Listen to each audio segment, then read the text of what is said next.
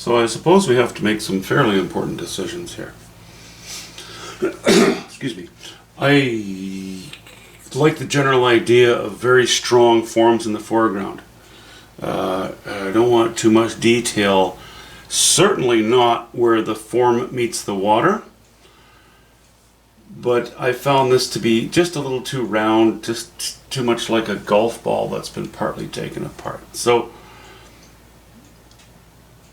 I think what I'd like to do here is I've mixed up pretty much my darkest color, and I'm okay with this. Whoops, I don't want to leave a ridge of paint there.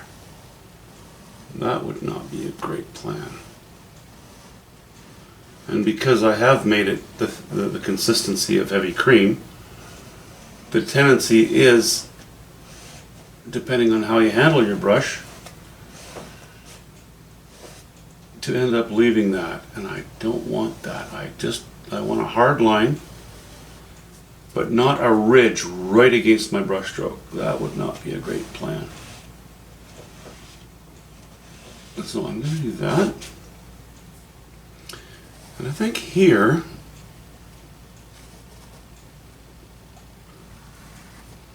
I like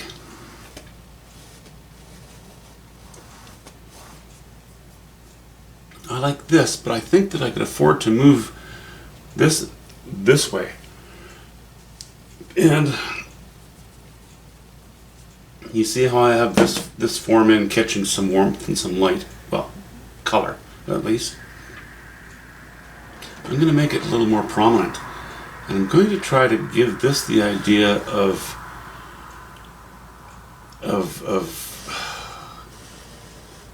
this coming right to the edge of the rock and finishing the rock, so, or this boulder. So how about if we did this?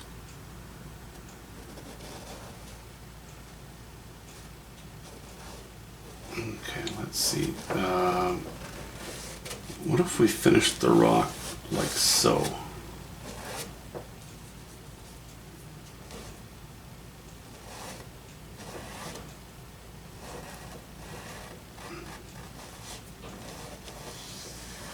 Okay, so this area here will all end up being water. And I know it's kind of difficult or it is for me anyway, to imagine it while I'm doing it, because this keeps getting in the way of my thinking. But I just have to get rid of that notion as being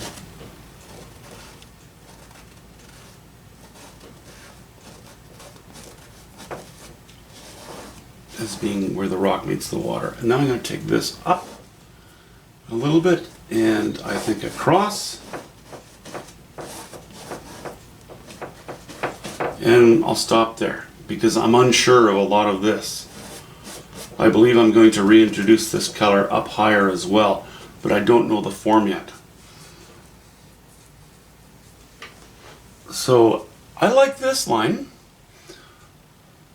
so I'm just going to reinforce it. I'm just going to take a bunch of this dark paint,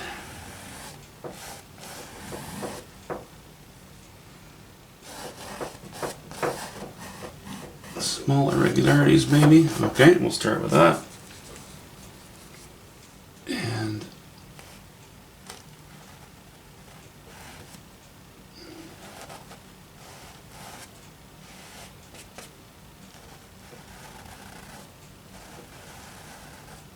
outline. You know, I know that outline is a dirty word when it comes to Impressionist painting. And maybe this painting isn't even all that impressionistic. Maybe it's impressionist slash surrealism. Surrealistic. I don't know. I hate to pigeonhole too many things. I mean, the whole idea of art is that it's pliable and that it's malleable, and you know, the often the folks who like to pigeonhole it, or to pigeonhole or classify art, are the people who cannot actually produce art themselves.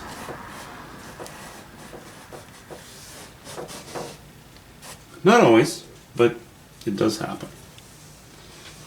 So here's my idea. I think I'd like almost what you would call capstone on top of this, which might be rotting quartz, it might be rotting sandstone, don't know, don't care. Again, I'm not a geologist, I'm really just trying to produce something interesting from an artist's point of view. Okay, so by adding a couple of vertical lines in here and making the edge vertical, I'm hoping to give the feeling of something thicker sitting on this. It's not going to be lichen, I don't think, you know, or moss. It's just going to be a shape. That's all I'm concerned with right now, is making a shape. Alright, so we have this coming around like so. I think I could extend this maybe even a little bit further. Go to there.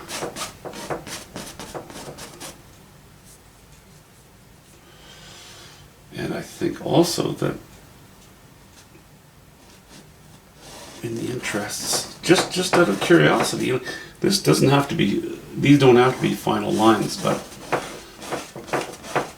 let me just put this in here and just that way I can sort of mull it over.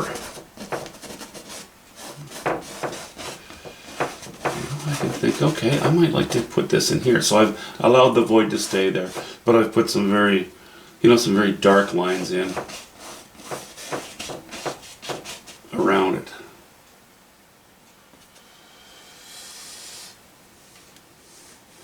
Okay, and this is very much in the foreground, so I may as well extend that down to here.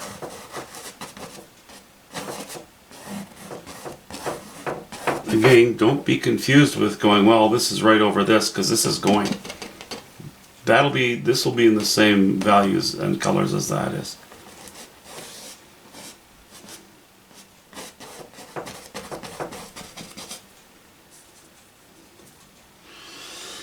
Seeing as we're so close to the foreground now,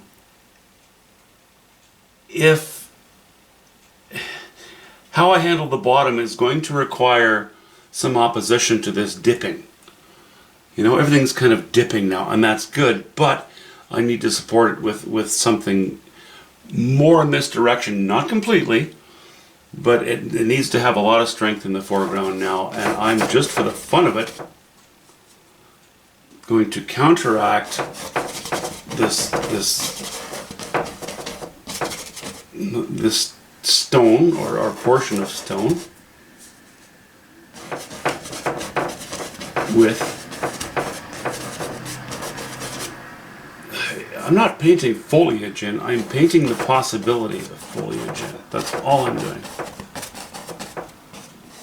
Let's see how it juts, you know, it juts up into the base of this stone rather than letting the stone overtake it. It has to appear to be in front of that. I'm going to need the same thing over here, but I'm not terribly concerned with how it goes yet.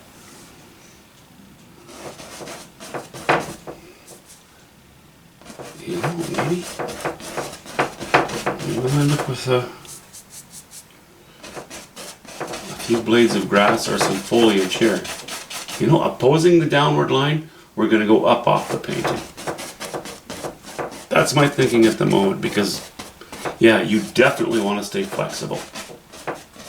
It's true there are times where, you know, you plan the work and you work the plan, but if you're not flexible as you go through your painting, you might just keep beating your head against the same brick wall and not achieve success in the work, because you've become so determined that, no, I want it this way, no, I want it that way, rather than in your thinking revisiting it and saying to yourself, well, actually, ... I could do this, or I could do that. So I'm scrubby-dub-dubbing away here. And I already like the line that I have more now than I did a few minutes ago. I may mix up something approximating these colors with some I may use a little terps and oil to thin it off, just to cut into this, just for the sake of illustration. Okay, so you see this area specifically on these rocks? That's going to have to change. I've already laid some toilet paper on there to get rid of some of the paint.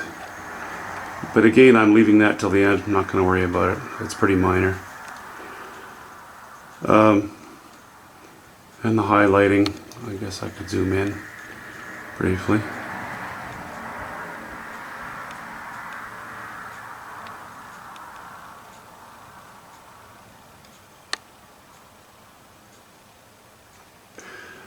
Okay, now I'm very happy with the way that the foreground is shaping up. It's looking a little more natural now. Okay, it's slowly, every time I work on it, it gets a little bit better, and that's so important. That every time you touch it, you make assertive decisions, and don't touch the painting until you are sure that you can improve on it. So this area that I just quickly scrubbed into to redefine my dark lines, yeah, it's a little bit dark, but I just used up some of the paint I had in my palette. I was really wanting the value to be a little bit higher and still be in the same family as the colors on the water, you know? But it's completely unimportant if it's a little bit darker, and that's why I didn't worry about it. Looks a little messy, fine. You know that water's getting a lot of work done to it yet. But I'm loving the foreground structure. I'm really liking how that's coming together. Okay, that is definitely the last gasp for the day. See you guys.